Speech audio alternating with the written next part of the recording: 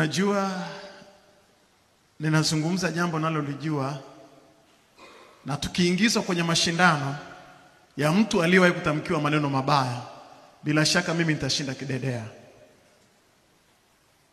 Wewe umetamkiwa sijui na binamu zako, watu wa shangazi yako, ndugu yako, sijui wapi, majirani, maneno ya kazini, kwenye kitaasisi chenu hicho kimoja. Mimi nimetamkiwa maneno, BBC London wakaripoti. Ukiamka asubuhi ni head paper za magazeti zina ripoti, mitandao ina ripoti, watu wakapata ajira, watu wakajulikana, mpaka wengine siku hizo wanakaa Marekani kwa kunisema. Yani watu wakapata umaarufu kwa kunisema.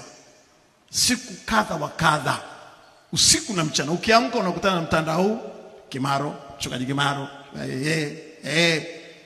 Lakini kama nimesurvive, na wewe utasurvive.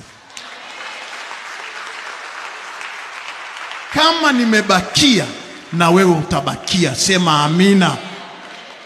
Na badala yake yatakuinua sana, yatakupeleka mbali sana. Bwana atayageuza yote yawe baraka. Sema amina. Ikiwa aligeuza ya kwangu mabaya yakawa baraka, na ya kwako yatageuka yatakuwa baraka. Washindi waseme amina.